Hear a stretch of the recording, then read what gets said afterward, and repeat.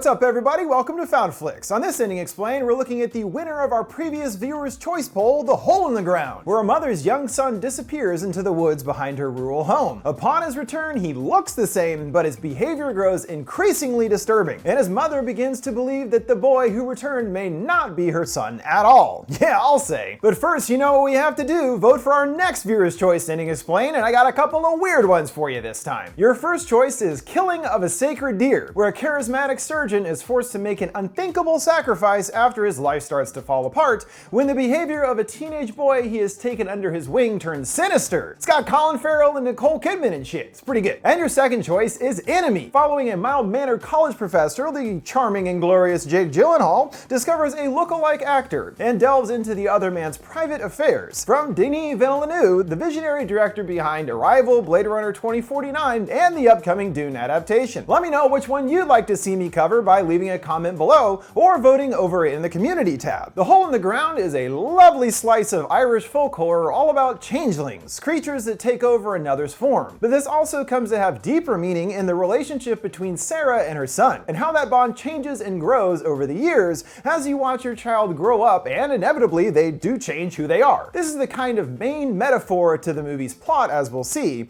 the supernatural side as well as the mother-son relationship. Also, I have to say that it was thanks to the success of this movie that writer-director Lee Cronin was handed the reins on a new in-development Evil Dead movie, which is pretty exciting. We'll talk a bit more about that at the end of the video. So let's dive into The Hole in the Ground, breaking down the story, the grander themes and concepts about being a parent it tackles, as well as looking at the ending and what it means. Immediately, we understand that Mother Sarah appears to be battling some sort of anxiety. The first shot literally her staring off into space and looking a bit down, then looking to her boy Chris playing with some funhouse mirrors, distorting his reflection into silly proportions. After a moment, he turns to her and she forces a smile, joining him in goofing around. Before leaving the strangely vacant carnival, they indulge in some cotton candy, passing by an appropriately titled Road to Hell ride behind them. Yeah, that sounds about right. It feels like they are on their way to a new life, having uprooted themselves away from whoever the father was in the picture, which we come to understand a bit more of as our story progresses. Driving down a one-way rural Irish road surrounded by rocks and trees, the camera turns upside down and makes it look like they are also taking a ride into hell. This also feeling like a Shining reference, which won't be our last to that either. Along the way to their destination, Chris laments that he wants a bike. Maybe next year, she replies, him staring off annoyed. Mumbling, some kids in their class thinks their Jeep looks like a pedo-mobile, which he incorrectly refers to as a fedophile. Stupid kids. Distracted by their talk, Sarah isn't looking at the road.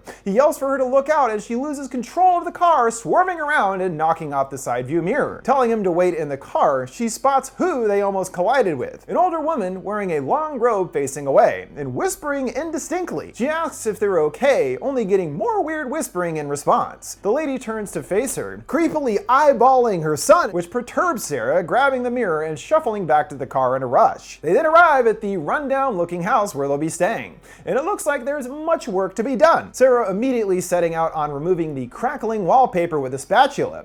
Probably not the best tool for the job, but I guess it would work. In the middle of eating, she asks if he's finished, and he complains of it being cold, her suggesting to put some dust cheese on it, Parmesan I would imagine, which he turns down, saying he doesn't like that kind of cheese. You're like, why is he talking about cheese preference?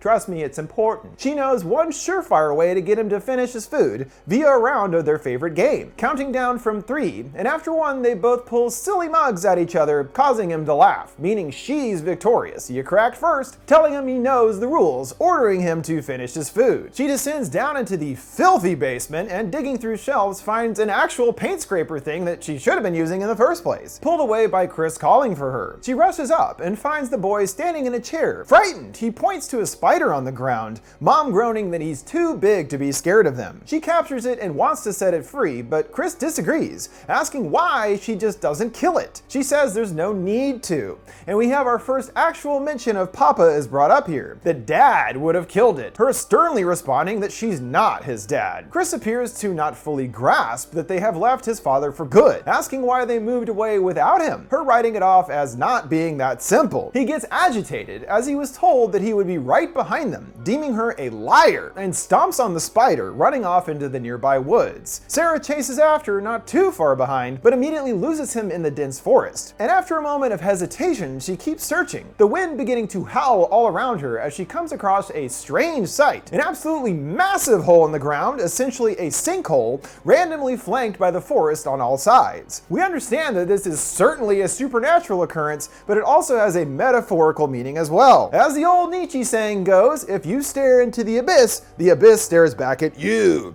meaning it also acts as a stand-in for Sarah's unresolved issues as a now single parent, as well as her worries about taking care of her son, and she will have to face these issues head on. The abyss staring back into her, exposing what she's currently struggling with. And out of nowhere, Chris appears behind her. She scolds him for running off, which he apologizes for, and attempting to understand, suggests that he knows that Dad makes her sad, going in for a warm embrace. He asks about the hole, which she brushes off, grabbing his hand and dragging him back to the house. She passes out on the couch, awakening later to get a glass of water, confused by the sound of a door opening, and goes to check on Chris, finding him peacefully sleeping, delivering his stuffed teddy and lovingly plants a kiss on his forehead. The next day, she waits to pick him up after school. As he comes out, the boy is holding his head down. She notices that he's holding a flyer for a talent show, encouraging him to sign up for it, as it's a good way to meet new friends. To which he glumly responds he doesn't want to make new friends. She retells her own related story of her mom getting her to join the Brownies, where she promptly made a ton of new gal pals, promising that he'll be happy here in their new home. At dinner with some couple friends, one in the middle of telling a story about someone putting a hand on his bonnet, pretty sure that's a trunk, another saying her story sounds like walkie-talkie, the nickname for an old local lady that lives by the bridge, the rumor being that she murdered her son. His wife Louise corrects him, as she knows the real story from personal experience. The woman's son James was a classmate of hers many years ago, and around when he was 8 years old one day in school, his mother Noreen burst into class, screaming insane things about James, resulting in her getting therapy to deal with what must have been her mental issues, and her child was promptly taken out of classes. When she was later released, in an accident, she mowed down her son, everyone agreeing that her story is certainly a tragic one. Later that night, Sarah is awoken by a loud slamming sound, and this time when checking for Chris, he's not in bed, hearing more door slams coming from downstairs, and finds it rhythmically opening and closing. And well, it is pretty dang windy outside, so that makes sense, but there is no sign of Chris. Growing anxious, she returns to the pitch black woods, startled by a figure popping out from behind a tree, yet when rounding the trunk, no one is there. Now even more worried, she runs back home and phones emergency services about him being missing, concerned that someone might have taken him, which is more accurate than she could possibly realize. She then hears a door and spins around, seeing Chris simply standing there. She demands to know where he was, him limply replying that he was here, her still adamant that he wasn't after she did just comb the entire house moments earlier, him asking if she's okay. Honestly, no, she's not, and pays a visit to a doctor, asking if she has a history of anxiety disorder or has tried any meds. No and no. What about the scar, he inquires, a small one on her forehead seen when pulling her bangs away. She says it's from an accident that happened a year ago, and sometimes it gets irritated, which to me looks like evidence of domestic abuse courtesy of the unknown baby daddy, most likely the reason that she left in the first place. He gives her a prescription for some meds, telling her to check back in a few weeks and sends her on her way. That night she deliberates over taking the pills and ultimately decides to do so to get some rest. The next morning she's surprised by Chris waiting there for her with some flowers that he says he found in the garden. She's initially worried that he disobeyed her rule of going out on his own, but caves in, calling them beautiful and giving him a hug. Back at school, it looks like his social life is getting resuscitated, seeing Chris hanging out in the front and chatting with some other boys, meaning he must be making some friends. Hooray! She asks the boys' names. One, Stuart, he mentions she thought that he didn't like, but he's all, oh, so I don't have to be his friend? No, making friends is good, she reminds him. This brief positive moment is dashed. When heading home, they come across the bridge,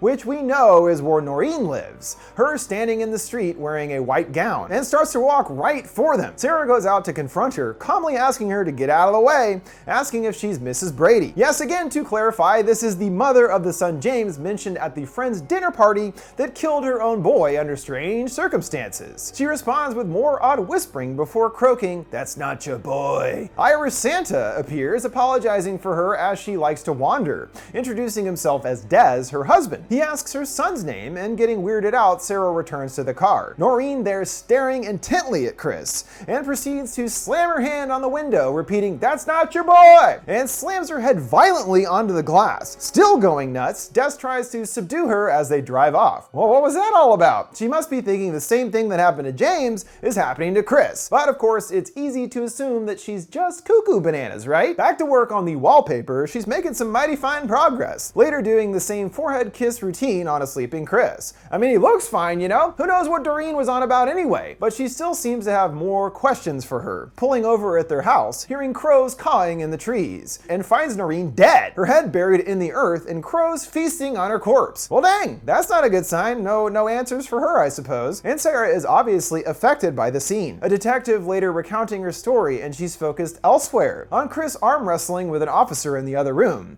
suddenly snapping the other player's wrist violently, but it was just a daydream. The boy laughing and cheating with 2 hands to win the bout. He seems normal, it's fine. All indicating Sarah is starting to think maybe Noreen isn't so nuts after all. She takes a shower and concerningly finds blood on the towel, noting that her scar is now freshly bleeding, which shouldn't be possible, seeming to represent those parental concerns that are starting to take dominance in her life at the moment. She, I guess, works at a junk store in town run by Louise and tries to question her about her kids, wondering if they ever act out of character, or when looking at them she doesn't recognize them. She's all, of course, they're kids. One moment they're monsters and the next minute they're angels. A concerned Louise asks if she's okay, her saying it's just been a funny few past couple of days. Another aspect of raising kids that is totally normal. They change as they get older and no longer resemble who they once were. Panning across an entire wall of mirrors, they're all covered in black fabric, understanding we're at Noreen's funeral, and she enters the room containing her casket, her head also covered in a sheet. She inquisitively reaches out her hand, distracted by Des entering, apologizing for his loss, which he says is okay.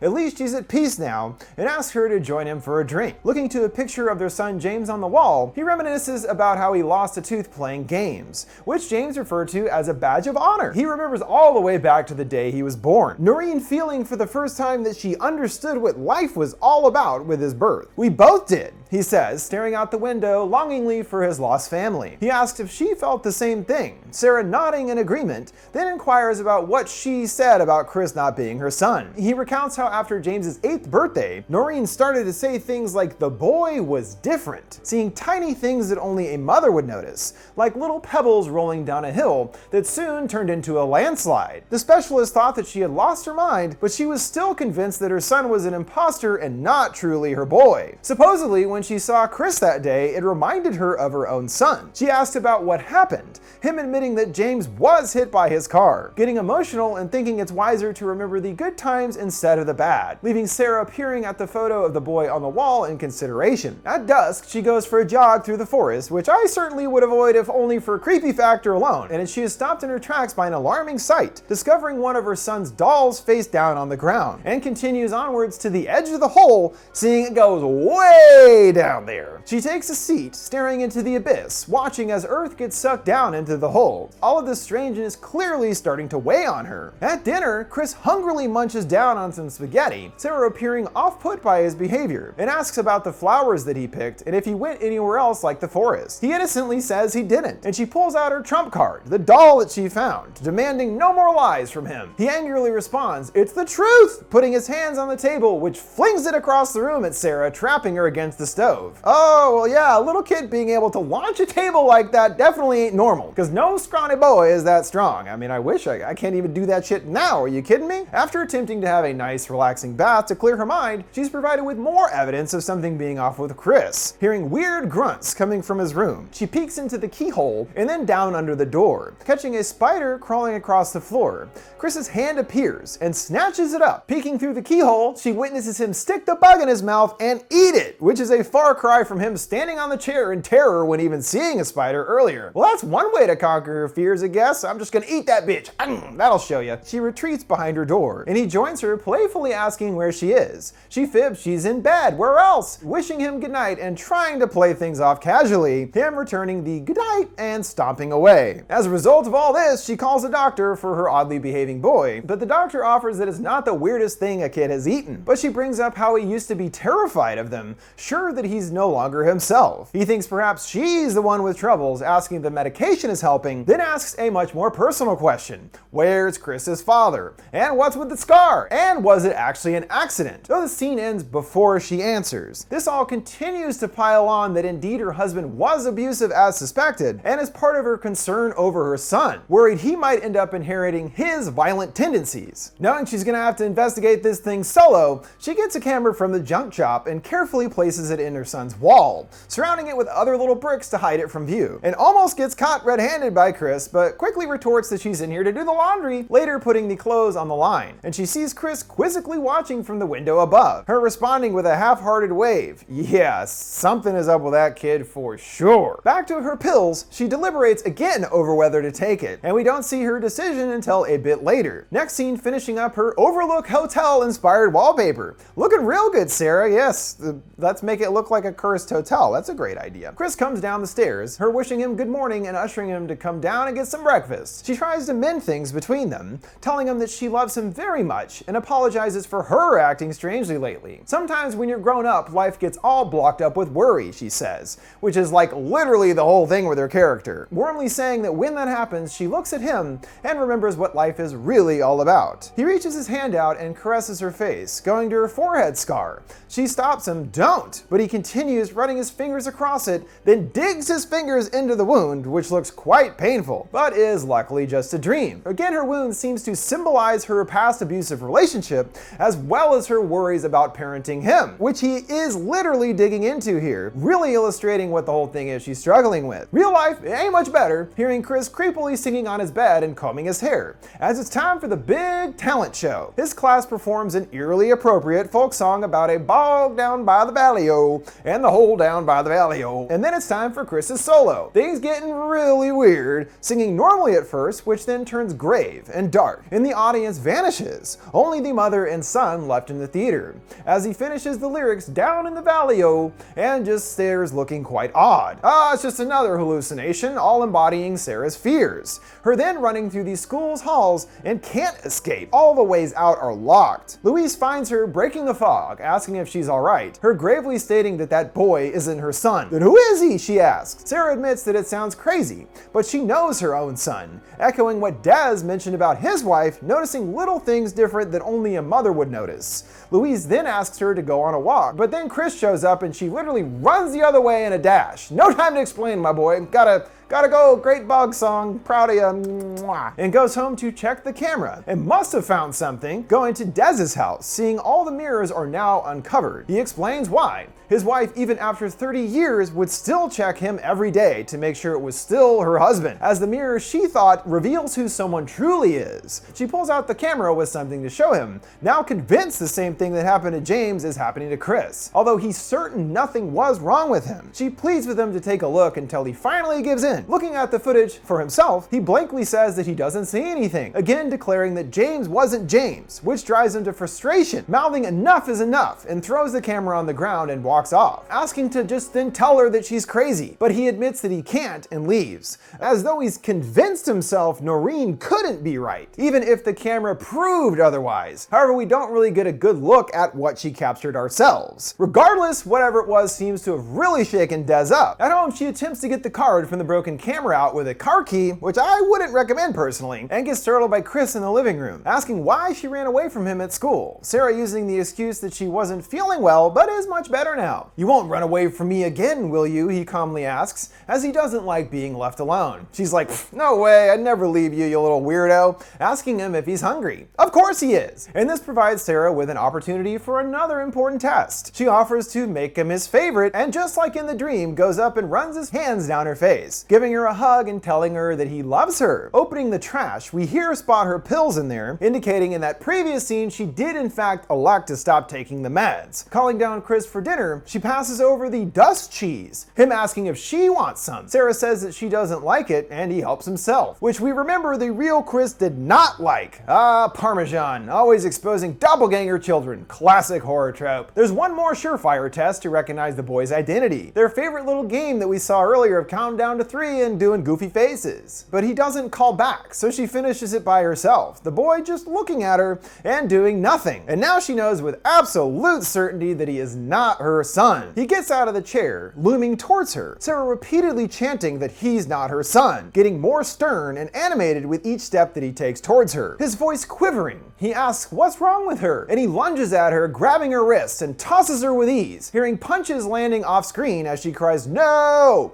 and is thrown across the table. She later regains consciousness in the forest, looking over seeing Chris digging in blurred vision, and grabs his mommy by the hair and stuffs her head in the hole the same way she found Noreen, meaning Chris most likely killed her to keep his secret. Fortunately, the crows don't get to Sarah quite yet, seeing her hands start to move, and she struggles to get her head free, gasping and coughing after doing so. Woo, that was close. She now drags him, still unconscious, back to the house and down into the basement, passing by that broken car mirror from earlier. She picks it up and shakily brings it to his face, worried of what it might expose. And we see his reflection is truly a monstrous form, not her son just as she suspected. And it did show his true form like Noreen thought. The light begins to blink erratically as the boy gets to his feet. She asks what he's done with him, and he attacks, strangling her, the two wrestling around the room until she manages to break his grip. He starts shrieking and convulsing in time with the light blinks, and she decides to get the heck out of there, leaving him down in the basement and locking the door. Now that there's literally no question anymore that it's obviously not her son,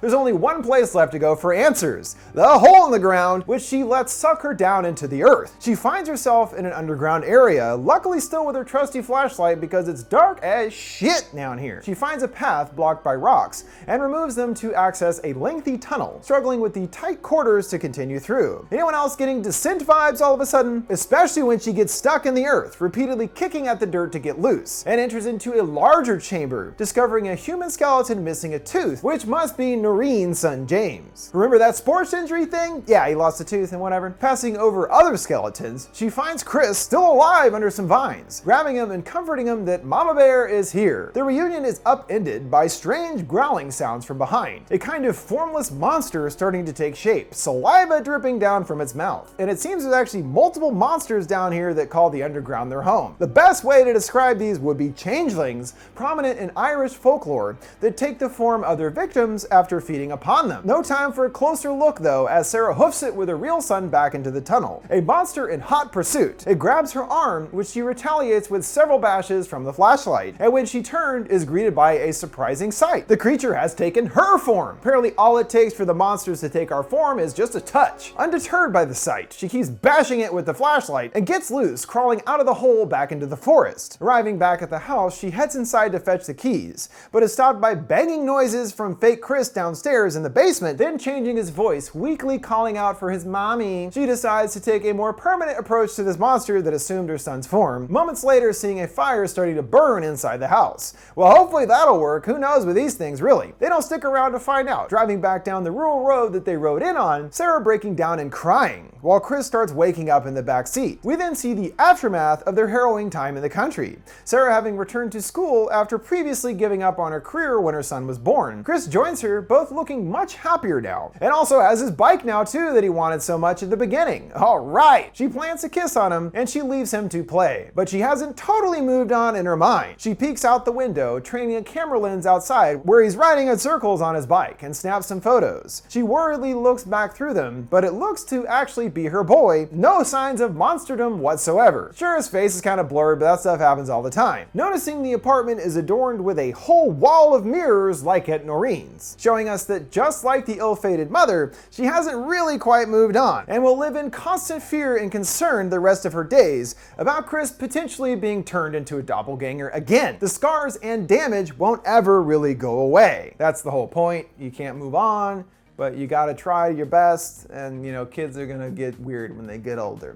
With that, we have reached the conclusion of this ending explained on the hole in the ground. It wasn't exactly reinventing the evil kid subgenre, but I did like Cronin's overall style and tone that he went for here, which brings me back to the aforementioned new Evil Dead movie entitled Evil Dead Rise. No, it won't have Bruce back or connect to Mia from the previous reboot, but will be an entirely new story said to be set in a high-rise apartment building, a stark departure from the cabin in the woods setting that all of the others utilized. But also, as we saw with the style of The Hole in the Ground, will likely have a very different overall tone and feel than any of the earlier entries. Kind of more that indie horror slow burn thing, you know, which is definitely different than what came before. While I am still a bit hesitant about doing yet another standalone Evil Dead movie, I'm cautiously optimistic about what Cronin will bring, especially since he was handpicked by Sam Raimi.